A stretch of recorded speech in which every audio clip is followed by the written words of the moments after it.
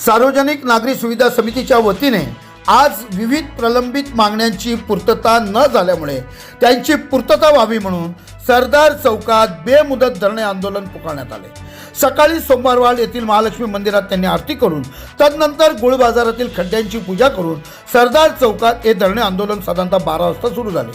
मालेगाव शहरात अनेक वर्षापासून वाढीव 5% पाणीपट्टी त्वरित रद्द करावी।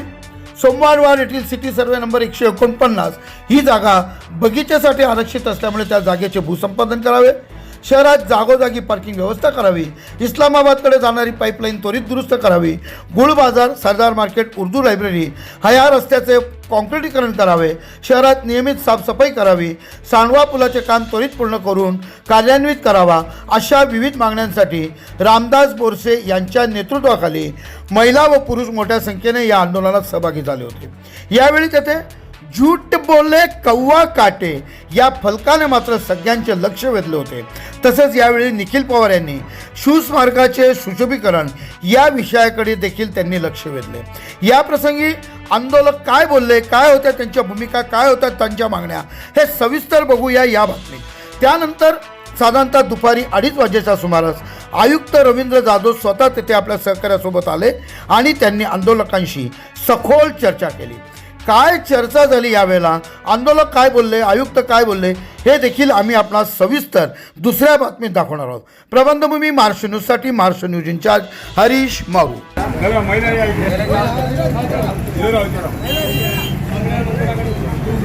आज रोजी आम्ही महानगरपालिकेचा धिक्कार करण्यासाठी या मूळ बाजारमध्ये काँक्रिटीज करावं असे आमचं बऱ्याच दिवसापासून मागणी आहे।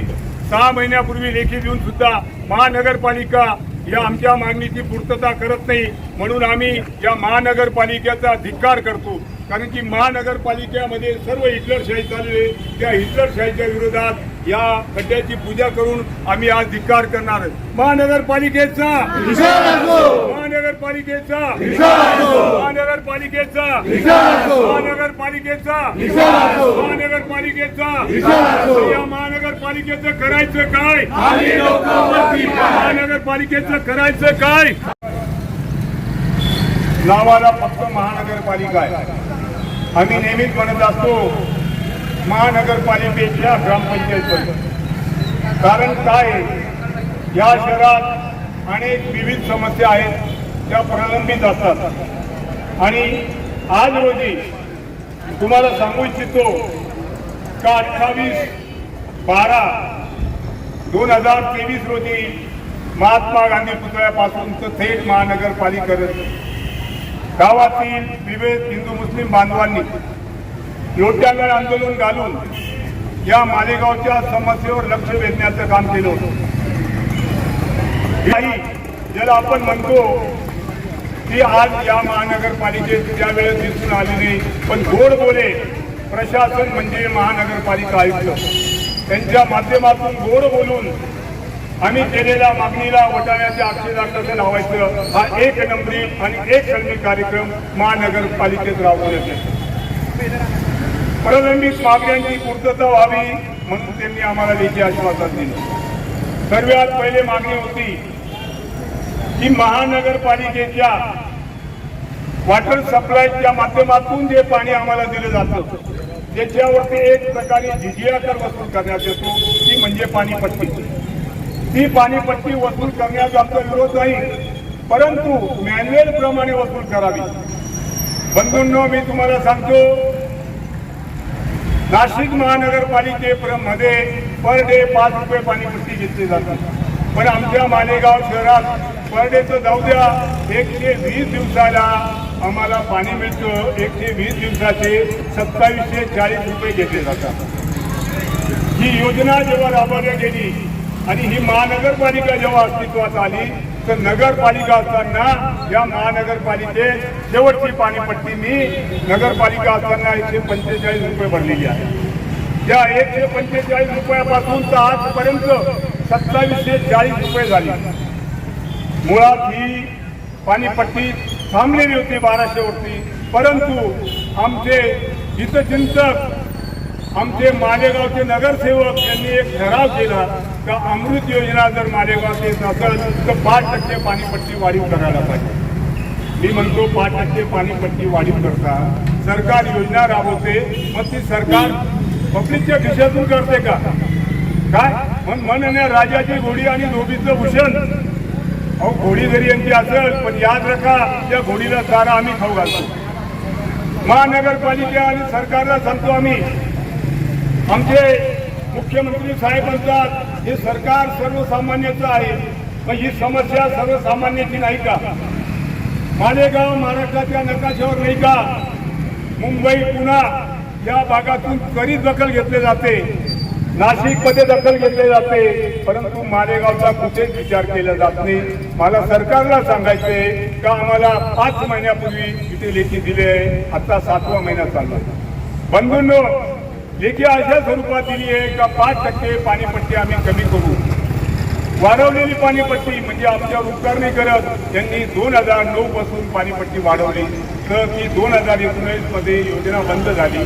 त्यावेळेस ती पाणीपट्टी कमी करायला पाहिजे होती, पण कुठल्याही स्वरूपाची पाणीपट्टी कमी न करता दरवर्षी भरमसाठ 5% पाणीपट्टी वाढत आहे. मी म्हणतो पाणीपट्टी वाढवण्याचं कारण जेव्हा मी यांना विचारतो तर महानगरपालिका सांगते की मालेगाव शहरात बेकायदेशीर नळ कनेक्शन आहे. विद्वतेचा भाग म्हणून सांगतो, जर जे रेग्युलर नळ कनेक्शन घेतात आणि पाणीपट्टी भरतात त्यांनी जर पाणीपट्टी भरलीच नाही तर त्यांचं नळ कनेक्शन कट करण्यात येतं. पण मी म्हणतो जे बेकायदेशीर नळ कनेक्शन असतील त्यांच्यावर कारवाई करण्याला त्यांचे हात धजावत नाही. का हात धजावत नाही? काम करीत आहेत, फक्त देखाव्यासाठी एक आयुक्त खुर्चीवर बसलेले त्यांचं काहीच दखत नाही. का दखत नाही? कुठलाही सल्ला मसलत पहिले खलबत दिसतं, राजकीय दबाव यांच्यावर येतो आणि त्या माध्यमात ते करतात. हे झालं पाणीपट्टीचं उदाहरण. तर ती पाणीपट्टी जर यांनी परत यावर्षी आकारली तर आम्ही असहकार आंदोलन करू. त्यांना 3 महिन्यापूर्वी नोटीस दिली आहे का शासन निर्णय येईपर्यंत आपण कुठलीही पाणीपट्टी वाढवा करू नये. तरी सुद्धा यांनी घाट घालून आता बिलं तयार होत आहेत 5% वाढीव पाणीपट्टीचा. मी सांगतो जर यांनी 5% पाणीपट्टी वाढवली तर सहकार आंदोलन म्हणून या शहरातील कुठलाही नागरिक 1 पैसा सुद्धा कर या महानगरपालिकेला देणार नाही. हे महानगरपालिकेने नोंद ठेवावी. या महानगरपालिका हे नतमस्त सरकार का आमच्या मालेगावकरांची दखल घेतली? आमचा काही काचा पैसा कुठे जातो याचा मालेगावकरांनी विचार केला पाहिजे. हमरी मेहनत की कमाई ठगवा ठगले जाए, उमरिया ढलती जाए रे, उमरिया ढलती जाए रे. हे किती दिवस पाहिजे बघा. आज सांडव्या पुलाचं 2 महिन्यापासून काम चालू, 2 वर्षापासून काम चालू आहे. आता ते ठेकेदार 1 महिन्यापूर्वी निघून गेले. राम बोरसे म्हणजे हे उर्वरित काम महानगरपालिका करते. रोज लोक भरतात, त्या चेंबर मधून दुर्गंध येते, इथले व्यापारी कर भरतात पण त्यांना अत्यंत वास येतात. त्या कत्तलखान्याच्या रक्तमिश्रित पाण्याचा वास सोसावा लागतो. हे दुर्दैव आहे. हे महानगरपालिका आयुक्तांनी जनतेला जबाब द्यावा आणि जनतेचा सपोर्ट द्यावा. महानगरपालिका आयुक्त असतील या मालेगाव शहरात जे प्रतिनिधित्व करतात, आमदार असतील, खासदार असतील, मंत्री असतील, ते सर्वसामान्यांची का दखल घेतली? यांना झोप लागले का? त्यांचे डोळे नसून बटन आहे का? यांना कळत नाही का? पाणीपट्टीसाठी अन्याय होतो, साफसफाईसाठी अन्याय होतो, रस्त्यावर खड्डे पडले. आताच गुळ बाजारात खड्ड्याची पूजा करून आम्ही इथे आलो. त्या आणि ती मंजूर योजना मालेगाव शहरात न राबवता कुठेतरी राबवले जाती आणि कागदावर दाखवले जाते का आम्ही काम केलं. अशी भ्रष्ट मालेगाव पालिका नंगा नाच चालू आहे. ही हिटलरशाही कधीतरी संपली पाहिजे आणि ही संपवण्यासाठी आम्ही आज या ठिकाणी जमलेले आहोत. अजून एक विषय, मालेगाव शहरात अनेक ठिकाणी यांनी महानगरपालिकेच्या नावाने जागेचं आरक्षण केलं. त्याचा एक मुद्दा आमच्या सोमवारवाड्यात महालक्ष्मी मंदिर हिटलरशाही या महानगरपालिकेच्या आयुक्तांची चालू आहे. आमच्या मार्गी लागत नाही तोपर्यंत हे धरणं आंदोलन या ठिकाणी 12 ते 3 किंवा 4 वाजेपर्यंत चालू राहणार. यांची प्रशासनाने नोंद घ्यावी आणि अन्यथा न्याय नाही मिळाल्यास वेळ पडल्यास आम्ही रस्ता रोको करू. काय जे जेन प्रकारे आमचा जर कोणी हक्क हिसकवत असेल तर त्यांचा हक्क आम्ही मालेगावात गाजू देणार नाही. आमचे जर कारोबार बंद पडत असतील आमचं जर आरोग्य सुरक्षित नसेल तर यांचं आरोग्य सुद्धा आम्ही असुरक्षित करू आणि यांचा सुद्धा कारोबार करू. वेळ पडल्यास नगरपालिकेला टाळाटोक आंदोलन करण्यात येईल याची नोंद महानगरपालिका आयुक्त आणि सन्माननीय मुख्यमंत्री साहेब जर म्हणतात तर सर्वसामान्यांचं सरकार सर्वसामान्यांच्या समस्या अशा सोडतो तर आता अधिवेशन काय चालू आहे त्यांनी जरा इकडे डोळे उघडून पाहावं आणि मालेगावच्या समस्येवर कधीतरी वाचा फोडा. मालेगावमध्ये मी माणसं राहतात जनावरही भले दोन जमात.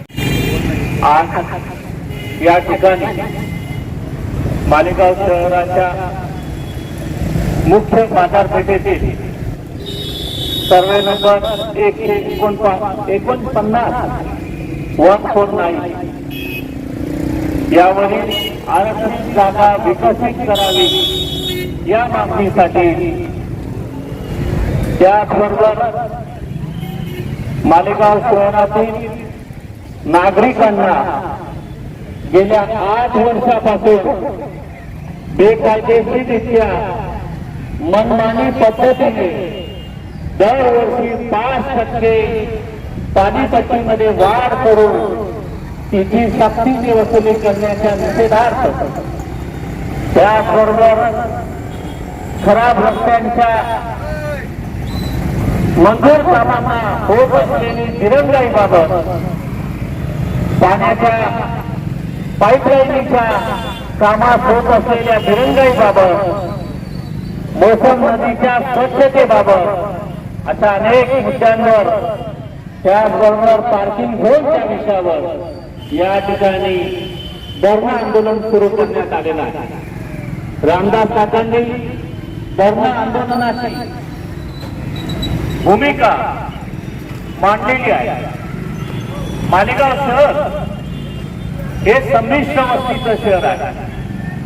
या शहराची भौगोलिक परिस्थितीचा विचार करता संमेश्वर, कॅम्प, सोयगाव, बायगाव या भागातील नागरिक त्याचबरोबर जुना मालेगावचं गावठाण, द्यानं, दरेगाव, माळगड या भागातील नागरिक यांना गेल्या 24 वर्षामध्ये मालेगाव शहराची नगरपालिकेचं रूपांतर महापालिकेत झाल्यापासून आजपर्यंत मूलभूत सोयी सुविधा सुद्धा मिळू शकल्या नाही.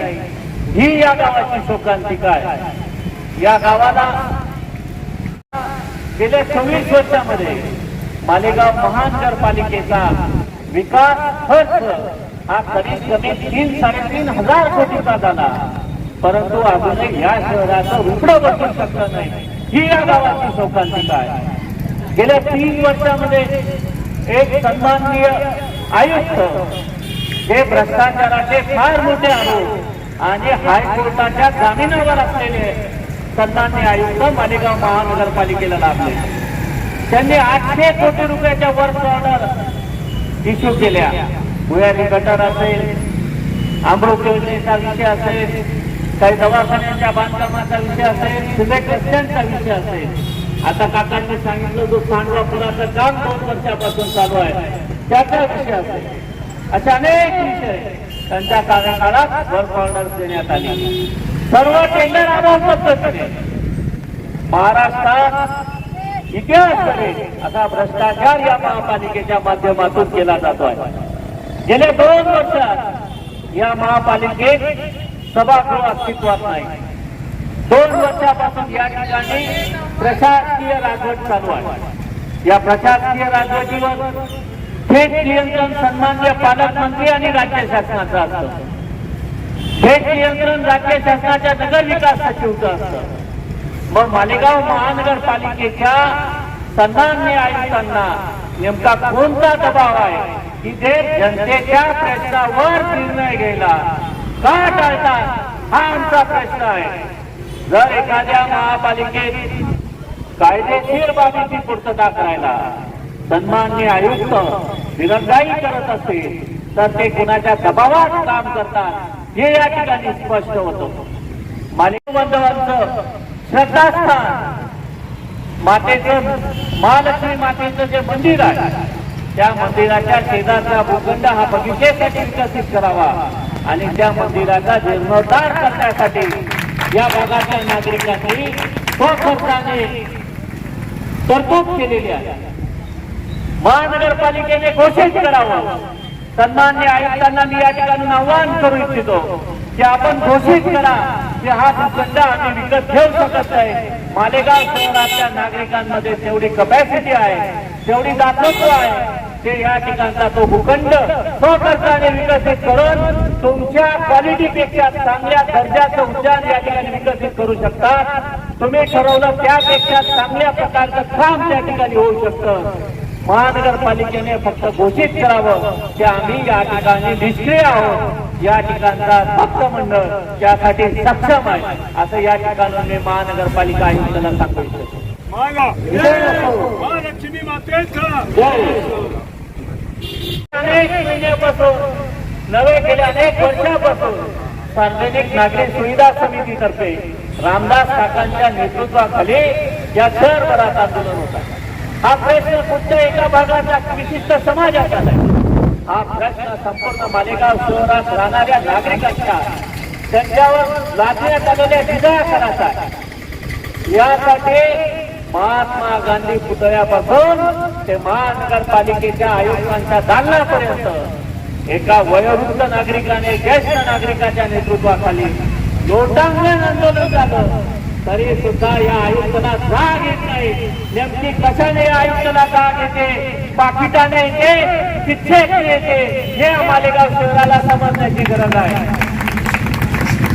महापालिका आयुक्तांना नेमका कोणत्या पर्सेंटेजवर एवढा इंटरेस्ट आहे की ते पर्सेंटेज घेतल्याशिवाय कामच करत नाही, की पर्सेंटेज घेतल्याशिवाय त्यांची फायलच पुढे सरकत नाही?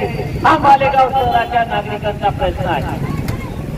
संतांच्या नियुक्तीच्या दिवशी या ठिकाणी महात्मा गांधींच्या पुतळ्यावर बसून त्याचा तीव्र शब्दात निषेध आम्ही शासनाचा व्यक्त केला होता.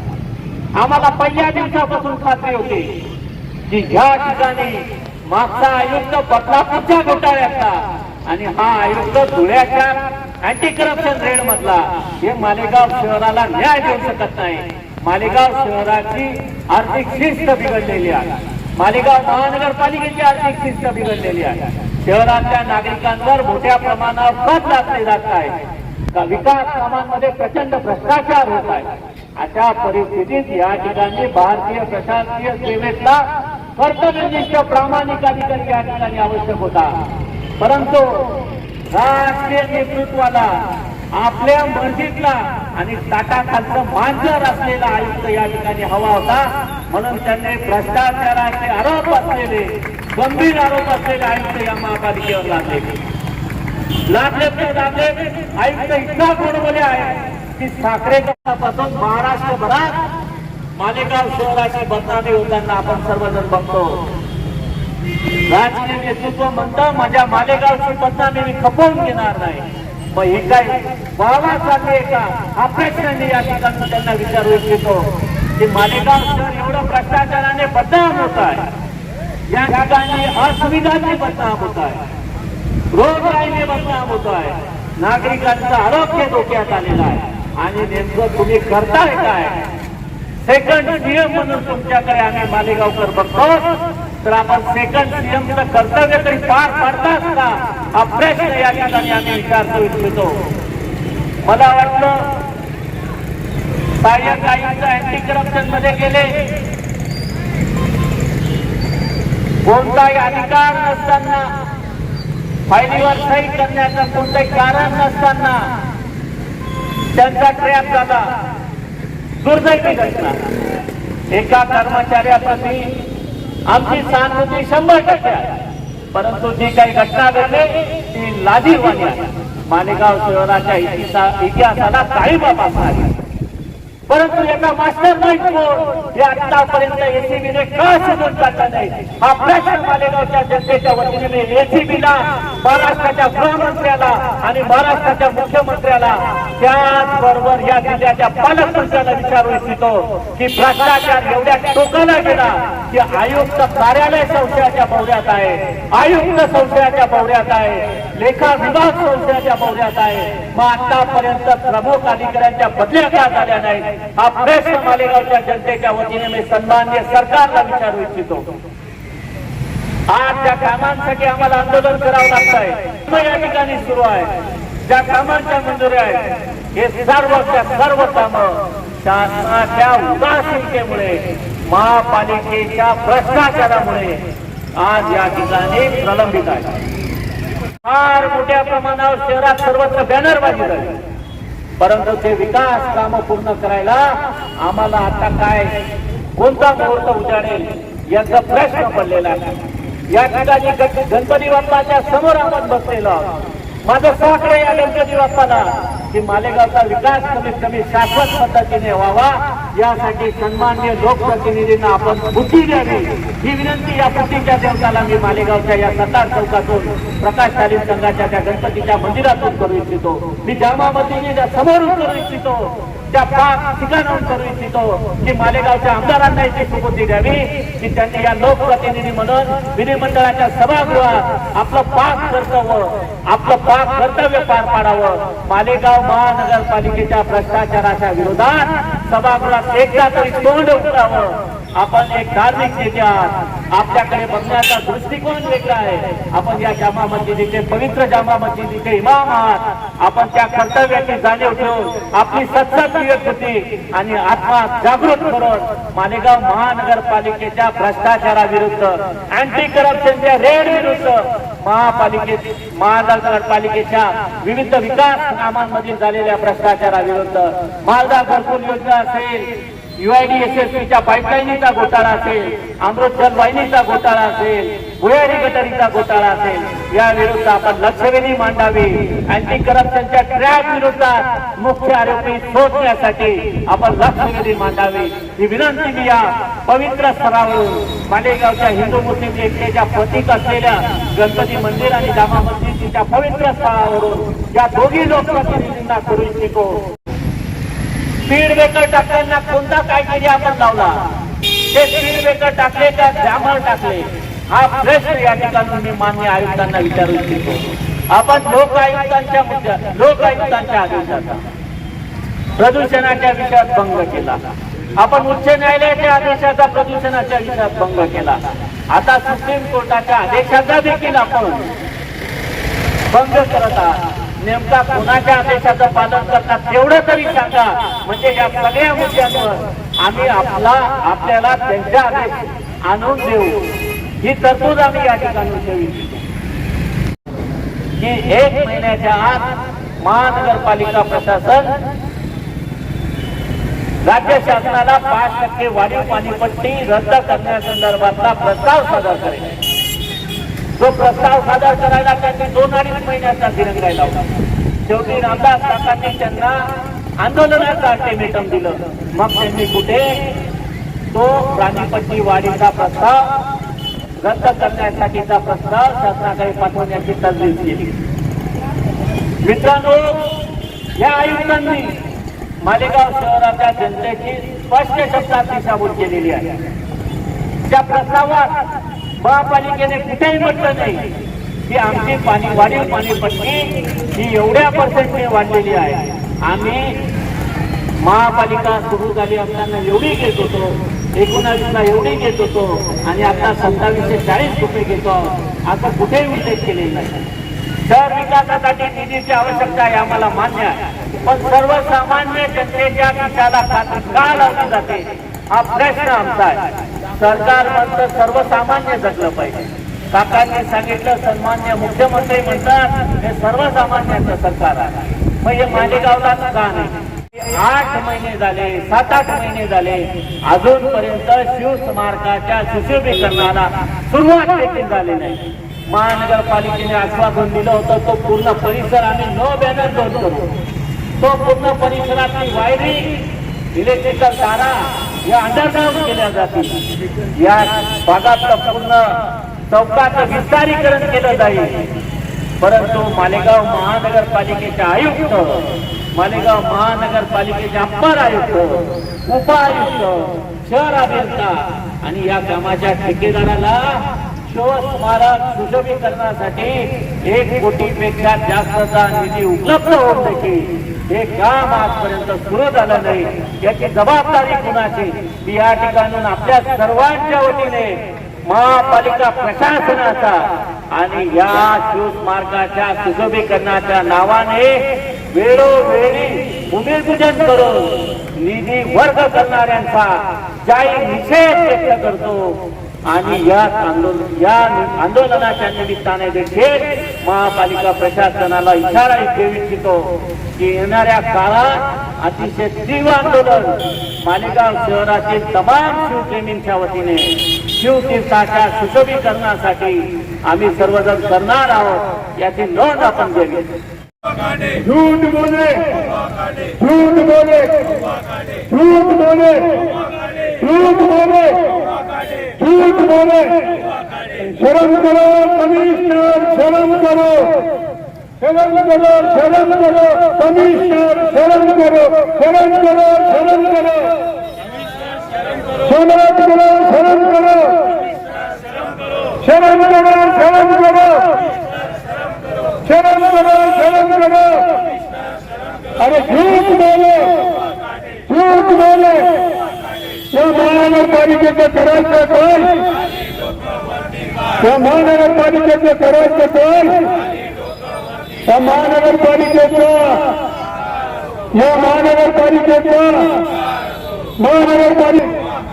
झूठ बोले. ताज्या व महत्त्वाच्या